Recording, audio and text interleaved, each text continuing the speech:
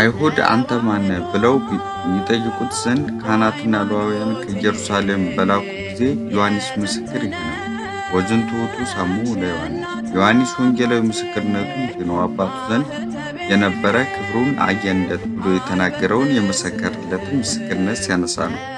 አንድም አይሁድ መልእክተኞቹን በላኩበት ጊዜ ዮሐንስ መጥምቅን ምስክርነቱ ይህ ነው ምን ብሎ መሰከር አስተማረ ብንል ከኔ በኋላ የመጣው እርሱ ከኔ በፊት የነበረ ነው ያለው። አንድም ላለፈው አነሳ የሚመጣውን ረሳ ቢሉ መርሳትስ አይረሳም። የሚመጣውም ሐሳብ የሚመሰክረው ምስክርነት አለውና በጠየቀ ጊዜ ዮሐንስ መጥምቅ ስለ ራሱ አንድም ስለ መሲሁ የመሰከረው ምስክርነት ይህ ነው።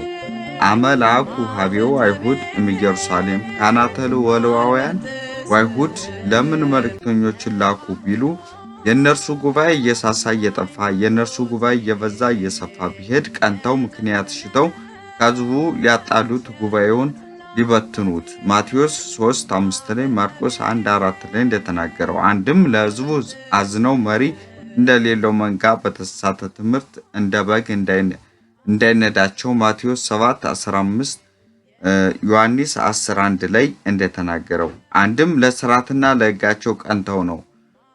ሳይላክና ሳይፈቀድለት ስለምን ያስተምራል ብለው ማቴዎስ 11:7 ላይ እንዲህ ብለው ተናግረዋል። ይልኩ የነበረው ካህናትና ሌዋውያን ስለምን ላኳቸው? እነርሱስ እሺ በጀ ብለው ተላኩ ብትል ከደግ ሰው ደግ መልእክተኞችን መላክ የመጽሐፍ ልማድ ነውና በኢያሱ ጊዜ የሁለት ነገር ተኩል በዮርዳኖስ ማይ ግንብ መስራት ጀመሩ። ጣዖት ለማምለክ ግንብ ይሰሩ ጀመር ብለው ለኢያሱ ነገሩት። ቦታ ጠቧቸው እንደሆነ ወደ እኔ ኑ እንጂ ጣዖት አታምልኩ ብሎ 10ሩን የቤት አለቆች ፊንሐስን ሊቀ ካህናቱን ላከ። ጣዖትስ እንዳናመልክ አምላከ እስራኤል ያውቃል። ነገር ግን ከዘመን ብዛት የተነሳ ልጆቻችንን እናንተ ከዚህ ምን አላችሁ? አባቶቻችሁ በዮርዳኖስ ዳር ቀርተው የለም እንዳይሏቸው በቤተ መቅደስ አንጻር ይሁንልን ብለን ነው እንጂ ብለውታል። ኢያር 22:10 ላይ በኤልያስ ጊዜ ክፉ መልእክተኞችን ቢላኩ እነርሱም ተቀሰፉ፣ መከራንም አጸና ቀጠለ እንጂ ለውጥ አላመጣም። ሁለተኛ ነገሥት 1:9 ላይ እንደተናገረው ማለት ነው። አንድም የእርሱ ዕውቀት ስለ መንግስት እንጂ ስለ ሃይማኖት ስርዓት አልነበረምና በሚያውቁት ይጠይቁት ይከራከሩ ሲሉ እነርሱን ላከ። አንደኛ ነገሥት ምዕራፍ 18:7 ላይ ኤልያስ ካህናተ ጣዖታትን እንደጠራ ከመ ይሰርዕዎ ወይበልዎ መኑ አንተ ምን ነው ምንም ያንንም አነሳ ቢሉ ደግነቱ እውነተኛነቱ ማንነቱን ለማወቅ አጣርተው እንዲመጡ እነርሱም እንዲጠይቁት ላካቸው ቢሉ በላካቸው ጊዜና አንተ ማን ብለው ስለ ራሱ በጠየቁት ጊዜ አለ። ዮሐንስ 1:20 ላይ እርሱም እኔ ክርስቶስ አይደለሁም ብሎ አመነ እንጂ አልካደም።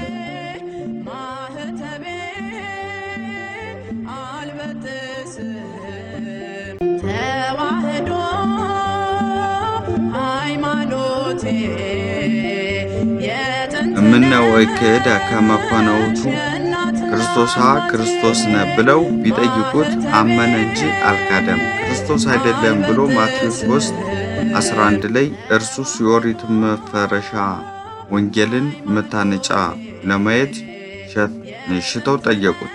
አንድም ትምህርቱን መሲሁ ሲመጣ ያስተምረናል እንዳለች ዮሐንስ 4:25 ላይ ታምራቱና መጥምቁን ተመልክተው ባይጠይቁት በልባቸው እንዲያዙት አውቆባቸው አይደለም ብለው መለሰላቸው። የእግዚአብሔርም ሰዎች የሚሰወራቸው የለምና። ሁለተኛ ነገሥት ምዕራፍ 5 ከቁጥር 25 ላይ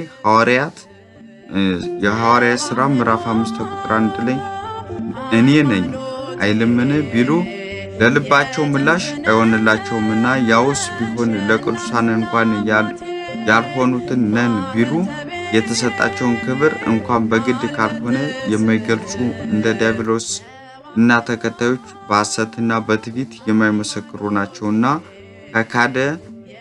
ይልቅ አይደለም ብሎ እውነትን ተናገረ። ዮሐንስ 1:21 ላይ እንኪያስ አንተ ማን ነህ? አንተ ኤልያስ ነህን? ብለው ጠየቁት። አይደለውም አለ። እንኪያስ አንተ ነብዩ ነህን? አሉት። አይደለውም አለ። ወይቤልዎ መኑ አንተ ማን ነህ? ኤልያስኑ? ወአንተ ኤልያስ ነህን? አሉት።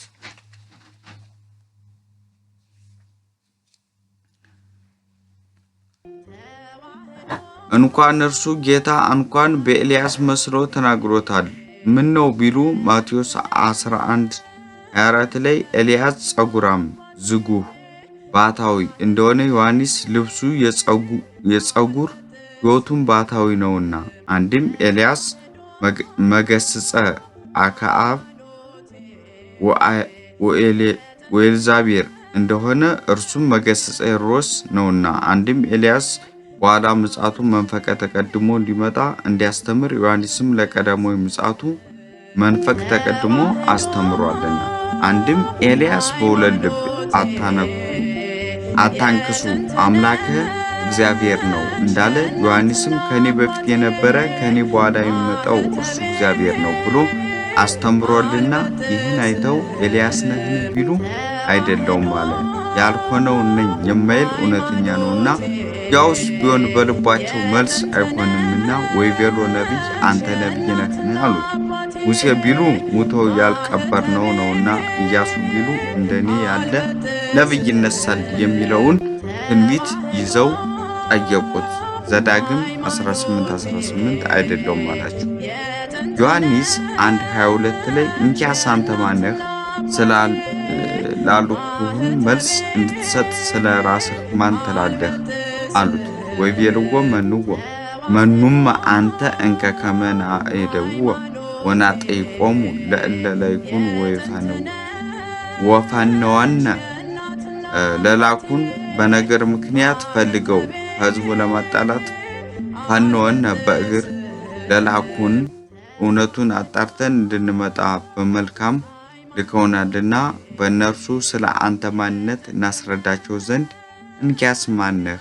መኑ ትብል ርእስከ ማነኝ ትላለህ አሉት።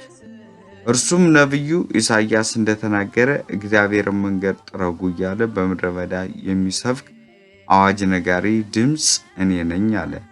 ወይቤ አንሰ ቃለ ዓዋዲ ዘይሰብክ በገዳሙ ወይብ ጽሐ ፍኖቶ ለእግዚአብሔር በከመ ይቤ ኢሳይያስ ነቢይ ኢሳይያስ 43 ላይ፣ ማቴዎስ 3:3 ላይ፣ ማርቆስ 1:2 ላይ፣ ሉቃስ 1:4 ላይ ማንነትን ንገረን ብለው ነበርና፣ አንድም ሳይመሰከርልህና ሳይፈቀድልህ ታዲያ ለምን ታስተምራለህ ብለውት ነበርና፣ ማስተማር እንደምችል ገልጸን ንገረን ብለው ነበርና የነቢዩ ቃል ምክንያት አድርጎ ስለ ራሱ ነገራቸው።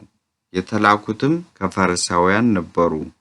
ወእለሰ ተፈኖ እምፈሪሳውያን እሙንቱ የተላኩት ግን ከፈሪሳውያን ነበሩ። ቢሰጡት እንንዳ ቢነሱት እናርዳ የማይሉ ደጋጎች እስከ መጨረሻውም አጣርተው የሚመጡ ናቸው። ተዋህዶ ሃይማኖቴ